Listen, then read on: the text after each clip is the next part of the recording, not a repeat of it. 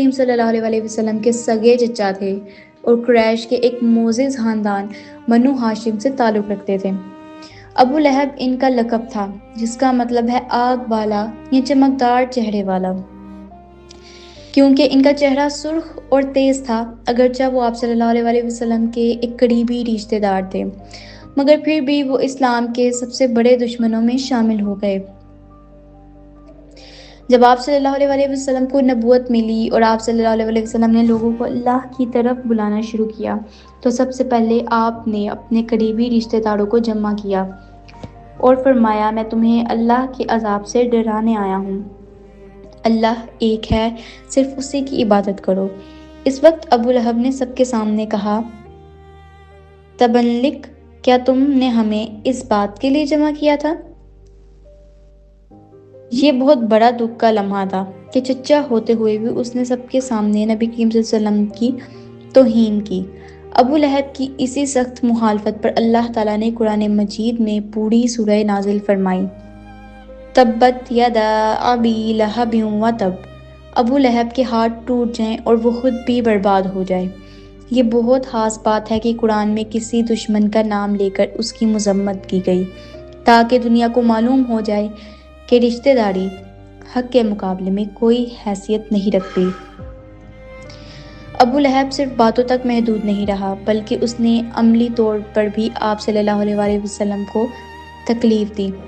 جہاں آپ صلی اللہ علیہ وسلم تبلیغ کرتے، وہاں پیچھے جا کر لوگوں کو بہکاتا، کہتا، یہ بات نہ سنو، یہ جھوٹ بولتے ہیں۔ آپ صلی اللہ علیہ وسلم کے راستے میں کانٹے ڈلواتا، لوگوں کو آپ صلی اللہ علیہ وسلم سے دور رکھنے کی کوشش کرتا۔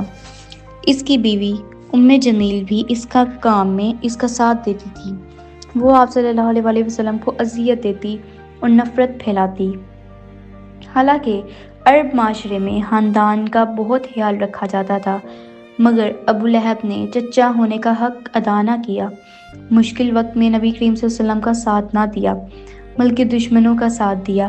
یہ دکھ کی بات تھی کہ دشمن قبیلے نہیں بلکہ اپنا ہی رشتہ دار زیادہ تکلیف دے رہا تھا۔ جب غزوہ بدر کا وقت آیا تو ابو لہب خود جنگ میں نہیں گیا، اس نے کسی اور کو اپنی جگہ بھیج دیا اور خود مکہ میں ہی رہا۔ جب مکہ میں خبر پہنچی کہ قریش کو شکست ہوئی ہے تو ابو لہب کو بہت صدمہ ہوا۔ اس کی عزت، غرور اور طاقت کو سخت دھچکا لگا۔ چند دن بعد وہ ایک خطرناک بیماری میں مبتلا ہو گیا، جس سے لوگ بہت زیادہ ڈرتے تھے اور اس کے قریب نہیں جاتے تھے۔ ابو لہب اسی بیماری میں مر گیا۔ لوگ اتنے خوفزدہ تھے کہ کسی نے اسے ہاتھ نہیں لگایا۔ 3 دن تک لاش پڑی رہی، پھر دور سے گڑھا کھود کر دھکیل دیا گیا۔ یہ انجام اس شخص کا تھا جو خود کو بڑا سردار سمجھتا تھا، مگر اللہ کے فیصلے کے آگے کچھ بھی نہ تھا۔ ابو لہب کا سب سے بڑا مسئلہ تھا کہ غرور، ضد اور دنیاوی فائدے کی محبت۔ وہ یہ برداشت نہیں کر سکتا تھا کہ اس کا بھتیجا نبی کریم صلی اللہ علیہ وسلم بنے اور لوگ اس کی بات مانیں۔ اس نے سچ کو پہچان کر بھی قبول نہ کیا۔ ابو لہب کی کہانی ہمیں سکھاتی ہے کہ رشتہ داری ایمان کی ضمانت نہیں۔ غرور انسان کو حق سے دور کر دیتا ہے۔ سچ کا دشمن آخرکار رسوا ہوتا ہے۔ اللہ کے نبی کو تکلیف دینے والوں کا انجام بہت برا ہوتا ہے۔ اصل کامیابی ایمان اور اچھے کردار میں ہے۔ امید کرتی ہوں کہ میری ویڈیو آپ کو اچھی لگی ہوگی۔ اگر اچھی لگی تو میرے چینل کو لائک کریں، سبسکرائب کریں، شیئر کریں، بیل آئیکن کو بھی پریس کریں تاکہ آنے والی ہر ویڈیو کا نوٹیفیکیشن آپ سب کو ملتا رہے۔